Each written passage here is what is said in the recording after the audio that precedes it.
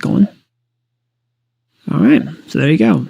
Now, another thing you can do with these events, you can create an index like this, indexed, okay? And that will allow you to filter events that are only from certain buyers. So basically, like if you wanted to only listen to events from the smart contract that a certain person did, a certain account, or maybe even just you could subscribe based on a specific address.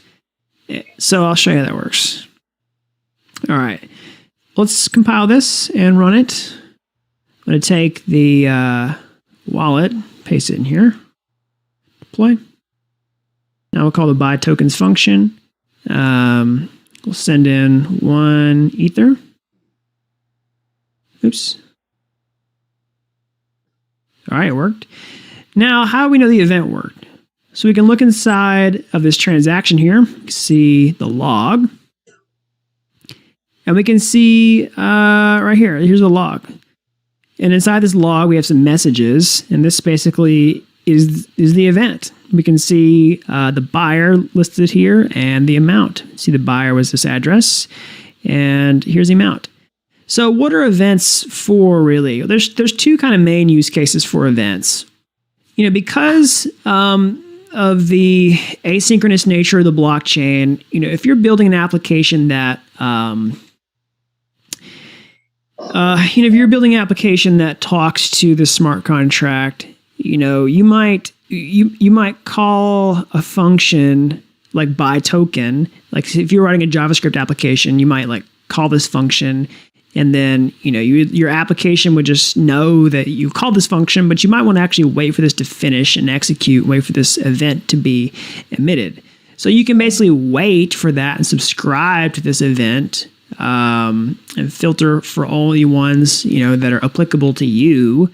And whenever that happens, you can wait for that to happen, and then reload your application state whenever that event's been triggered. So that's one popular use case. Another use case is you can get the entire event stream from a smart contract like this. So you could basically see all of the purchase events because they're listed in these logs. They're actually listed in the transactions. That are contained in the blocks of the blockchain. And that's a way to see all the purchases that have ever happened inside a smart contract like this. I'll go ahead and use the smart contract that we were working on in the last video as the basis for this one. So in this video, we're going to be talking about how to use multiple smart contracts in the Solidity programming language. 2 different Ethereum smart contracts, one that will talk to the other. And I'll also show you how to write, parent-child relationships with smart contracts. So we'll have, we'll talk about inheritance, a contract that inherits from another one. So I'm going to go ahead and clear out some of this code from the last video to kind of get it where we want it to be. The first thing I'll do is, let's see here.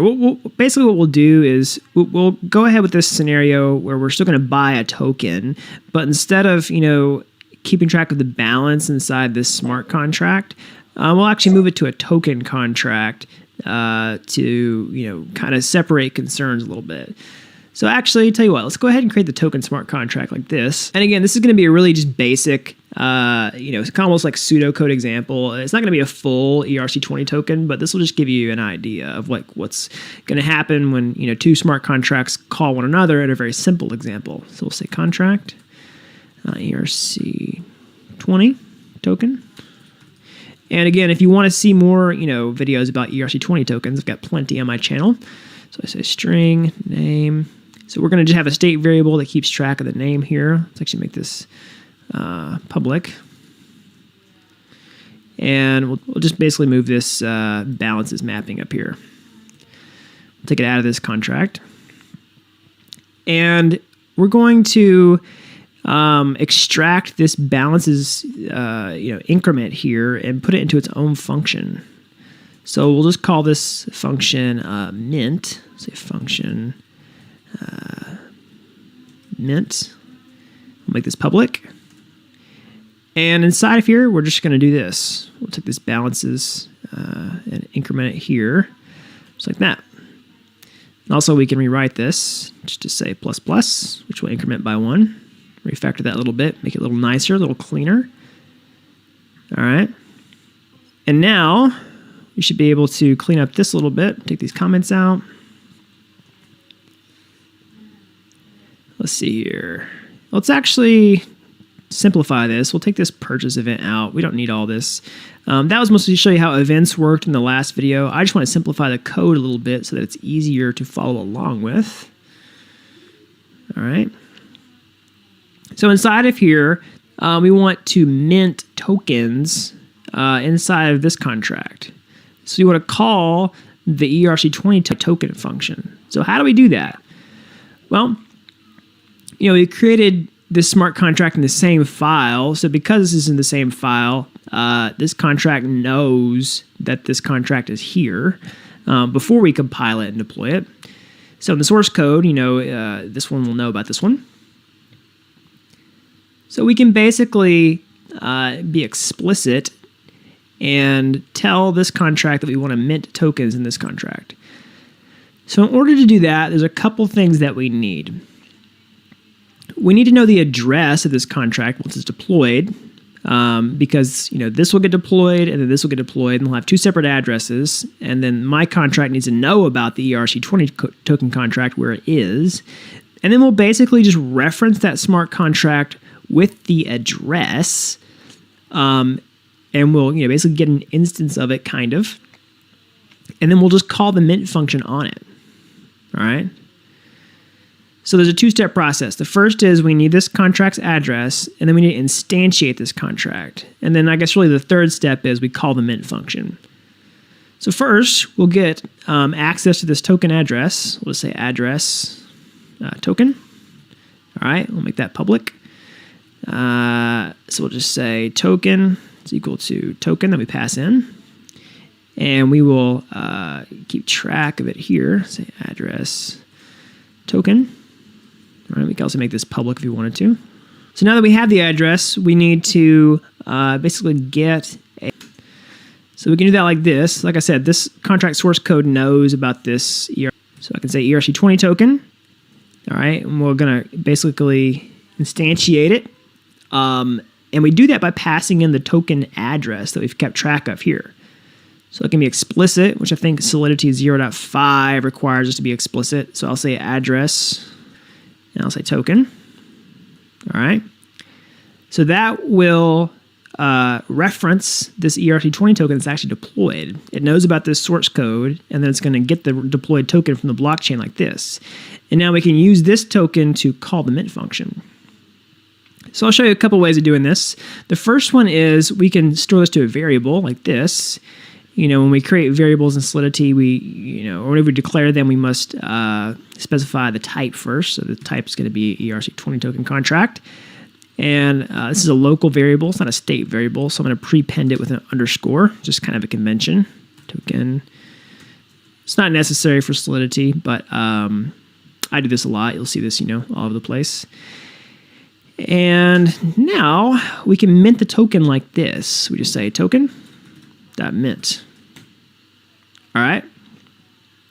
So now we can call this buy token function from this smart contract, and it will, use this, call the mint function from this smart contract. So let's check it out.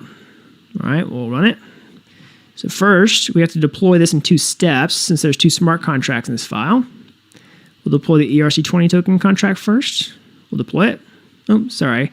I'm actually going to use the JavaScript VM. We'll deploy it. All right. And now we can just copy the address of the smart contract that was deployed down here from the transaction receipt. We'll say contract address. And then now we'll go to my contract and deploy it. So it's asking for a wallet and a token address. Let's paste in the token address, the second argument. In the first argument, I'll just get the wallet. So I'll just copy the, basically the second account from here. So we'll do this account, all right, and deploy. Okay, and now we'll call the buy token function. Boom. We can also see the token address here. And now we'll say, we'll take the balance of our current address that we're connected with. All right, so why is that? Why is it 0? Well, I'll show you why. Well, first, this was successful. The buy tokens function worked. It actually did call the mint function here. But it's confusing because our balance from the account that we did it with is wrong. So I'll show you what's right. All right. So I'm gonna let you guess as to why this might be wrong. Well, Vince, it's got to do with msg.sender here. Okay. So this can be a real gotcha when you're programming in Solidity and you want to call, a smart contract function from another smart contract. So earlier when we built this, we call this mint function directly. Like if we go here and click mint, right? And now I click balance, it goes up by 1. But if we do it from here, we can click it again, buy token. Let me see it's working. But our balance doesn't increase at all. But if I do mint here, it does increase. That's because msg.sender in this case is the address of the contract that called the function, not who sent it. Okay? Now that's kind of tricky. So we can actually get the address of the person who sent the initial transaction. Instead of MSG sender, we also have access to .origin.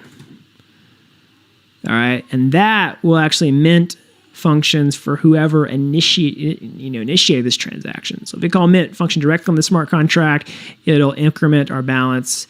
And if we call it from the smart contract, it'll also increment the balance of the person who called this buy token function.